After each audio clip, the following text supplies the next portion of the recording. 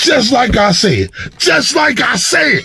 Now the new allegation in the Nolan Wells case is that the medical examiner saw the body. And what did they say that they saw? They said they saw Nolan Wells got beat the fuck up and possibly burned in the face.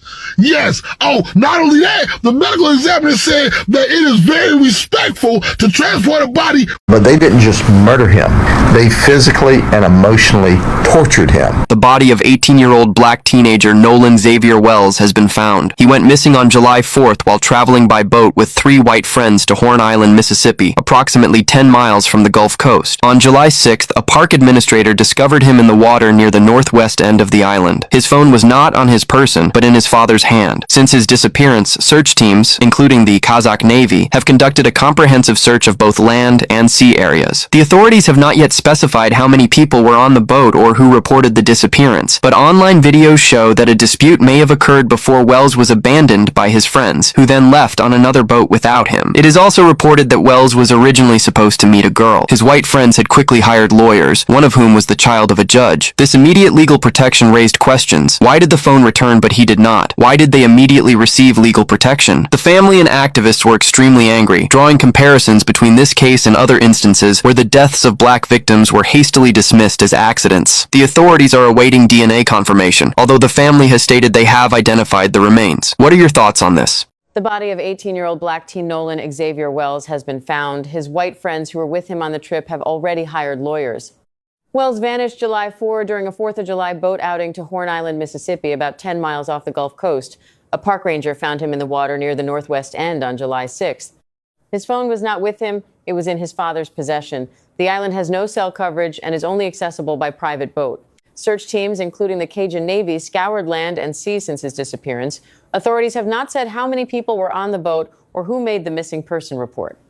But online video suggests a possible altercation before the friends left Wells behind. One friend is the child of a judge, and all of them quickly retained lawyers. Wells was reportedly heading to meet a girl, but instead his friends took another boat and departed without him. Why did his phone return, but he did not? Why the immediate legal protection?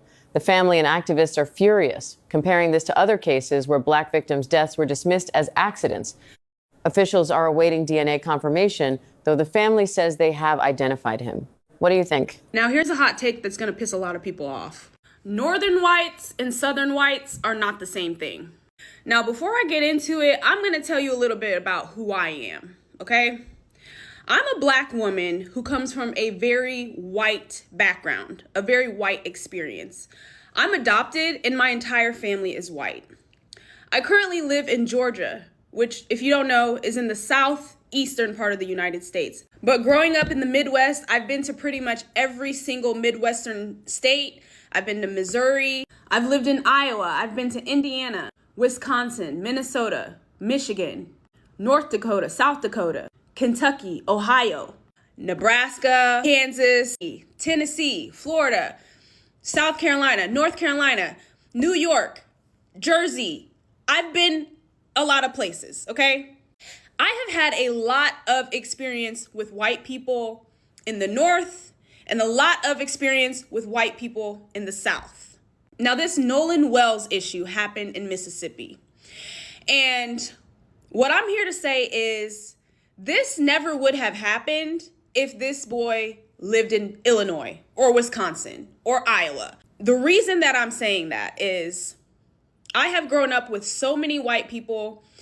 If you live in the North, you know exactly what I'm talking about. Oftentimes, white people in the North, in the Midwest, they are our greatest friends, our greatest allies, and something like this happening in those places is simply unheard of.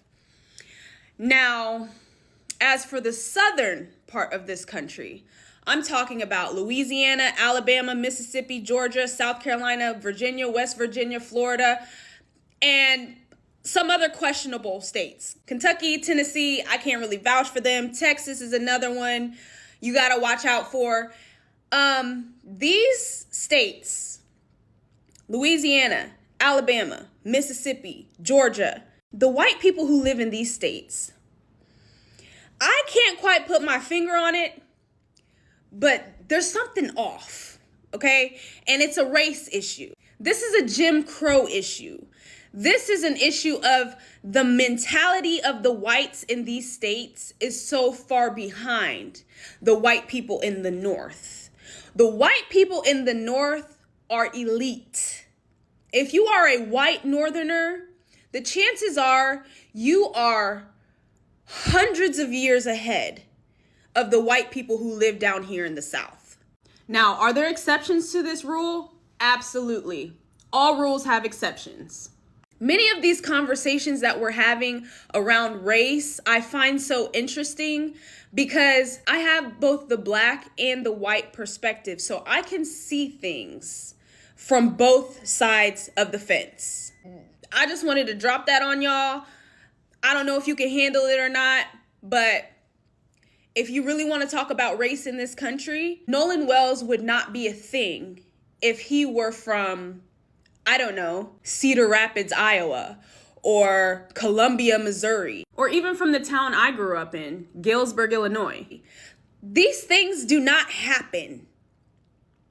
They simply do not happen as often as they do here in the South. And as Black people, we need to be mindful of our surroundings. And that goes for where we live. It comes down to where we live. Where are you in this beautiful land of USA? Where do you live? Context clues. They teach you about context clues when you're in like first grade or something. You need to have context. I'm not saying that you can't be in the South and have white friends. You need to be very conscious, very intentional, very aware. What about a buddy system? There's a lot to unpack here. There's a lot to unpack. Excuse me, Miss Tiffany 2.0, but Illinois has 456 documented sundown towns. Mississippi has 6. So yes, what happened to Nolan Xavier Wells would indeed happen in Illinois. So for you to say that northern white people are our greatest allies as Black Americans is extremely misleading and historically false. And to add insult to injury, you used as your example a state that has more racial exclusion zones than the state that Nolan was killed in. So as a Black American woman, Solani, born and raised in Texas, descended directly from enslaved Africans, enslaved African Americans, the first Africans brought to Virginia. Let me tell you what it is about living in Texas is why I'm qualified to answer this for you. See, we know that the Deep South legislated racial control. Jim Crow was written into law. The courts enforced it. The police enforced it. It was overt by design. There was no quietness about it. The entirety of the state of Texas, for one example, was a sundown town. It was a sundown state. The entirety of the South was a sundown state, and they were not quiet about it. They were loud and they were proud, and they let everybody know. And see, the North did the same thing, except they did it without the paper trail. They used the mobs. They used zoning boards, real estate covenants. They used quiet buyouts. See, a sundown town, the term sundown town is a term used to explain a place that uses violence or policy or both to make sure that Black folk do not stay in that town past dark, past sundown. And if they do, by law, the people of that town are able to do with those Black folk as they please. Cairo, Illinois, 1909. William Froggy James was lynched in front of a crowd of thousands of onlookers in Illinois.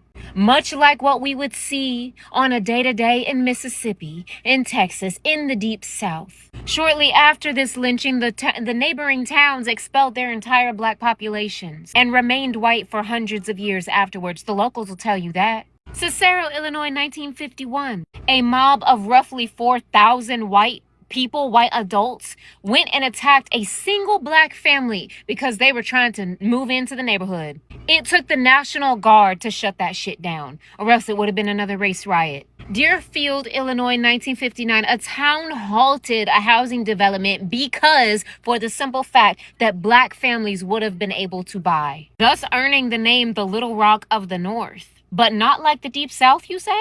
Our greatest allies, you say? So when you get up here and you say that what happened to Nolan Wells would not happen in the North, That is a severe case of amnesia, or it is a severe case of you rewriting history, a history that is very well documented because of all them white folk you've been surrounding yourself with. While all of this information is readily available in the public records, while we can still get it, see, this is what's wrong with transracial adoptions.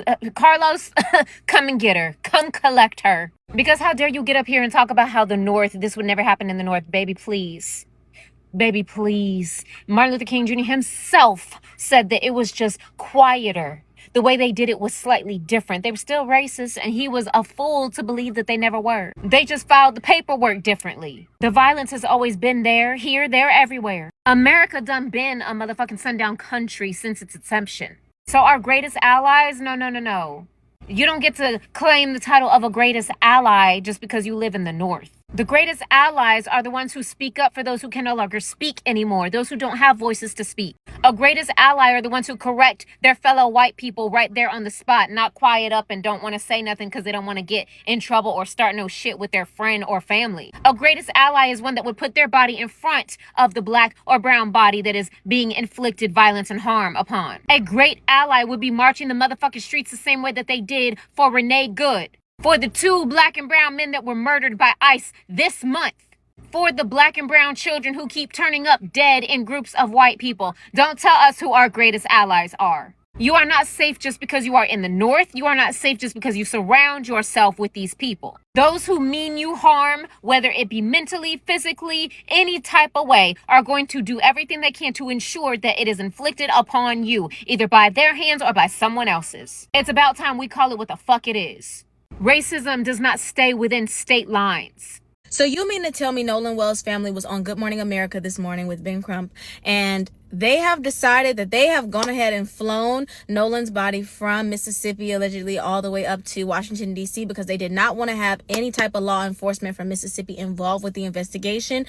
And I think that that's the best decision for them, number one, because we all know the history of Mississippi. I'm so sorry, Mississippi, and people who are from Mississippi, but we know the history of Mississippi and how they go about handling things that have to do with African American people. Okay. My father, we're from St. Louis again, but my father, he would always spend his summers as a kid, he said, in Mississippi with his grandparents. And he said it's it's literally a different world down there. So that was the right decision. They also talked about how they discovered that his phone was, missing and that messages had been deleted, and how they found it because they said that they tracked their son's phone. They tracked his phone. It doesn't make sense. Why would he leave his phone somewhere and decide to stay back on the island? They said that the young lady said that Nolan had stated that he was going to go get on the boat and leave, and Nolan's friend said that Nolan had said he was going to stay behind with the girl. So that don't even make sense there. Like he said, it don't even make sense. It's contradictory, allegedly. But you guys, as new details emerge from this case, I want to state something, because everybody always wants to make it seem like whenever something happens to a black child, what did his parents teach him? His parents already made it known, hey, we done taught our son, you stay with the group. We were tracking our son. Our son was about to lock in and go to football camp because that was his business. So let's just go ahead and dead all of that right now and focus on what we need to focus on, and that's getting justice for Nolan Wells. I'm not buying the "we thought he caught another ride" BS. I'm not doing it. He came with y'all, he should have left with y'all. Y'all also had his phone too, so make that make sense. Of course, here comes people saying, oh, it's not about race. No, but it is. Why is it the fact that the one black teen that went out with a whole bunch of white boys is the only one to show up deceased? Y'all not gonna like this one, but being the only black person in a group full of white people or whatever the race is not always the smartest or safest choice. For these white friends of his to say that they don't know what happened to him and they can't remember is a little off-putting. They were not looking out for their so-called friend, and it shows. Hence why I'm not believing anything that they're saying. I'm not buying anything that they're selling. Nolan deserved to be home safe and sound, just like his so-called friends got to be able to be home safe and sound. Prayers out to his family. I really hope they get some answers, because we all know, like, cases like this don't really get the attention that they deserve. They just get brushed over. So they found his body. They found Nolan's body, right? And they also stated that he was found along the Mississippi Gulf Coast, right? This is the same shit that happens all the time, which is crazy as fuck, y'all. They said the friend also had his phone, brought the family back his phone. How the fuck you got the man's phone and y'all don't know what happened to him? That makes no sense, bro. And then the friends are relatives with the judge. It's just so many different things that's always coinciding. It's never a fucking coincidence. Don't ever in your life think this shit is a coincidence. All of this shit is happening for a reason, you know? And they want that rage from us, like I said to y'all before, bro. They act like they so fucking clueless. But when everybody gets up and say fuck the police and say fuck the FBI and fuck all y'all, you know, we handling our shit on our own, y'all gonna be mad as fuck, bro. They're willing to arrest you for solving shit that they're getting paid to do. How many fucking times have people been lynched? Or people been going outside with their fucking friends and not being found ever again? How many times is it going to keep on happening? Now you have a teenager whose life is gone. These 3 white little boys went home to their fucking families. And then brought back just his phone, no body, no story on what happened to these people's son. And he was found in y'all telling me they ain't dumped this little boy over the fucking man. And y'all seen the woman who literally was rolling with her family, right? And then they had literally stopped them and got the little black little boy when he was finna get left in the fucking water with his friends. So this shit happens over and over again, bro. And it's fucked up, man. To his family, my condolences, bro. You know, and I hope that y'all get the real justice that y'all fucking deserve. Them little boys shouldn't be walking and talking no fucking more. That's just what it is. I don't give no fuck. Y'all can't even give me no answer what happened to my son, bro, my family, bro. Hey, things are different. It's 2026. They want that rage, y'all motherfuckers gonna have to give it to them.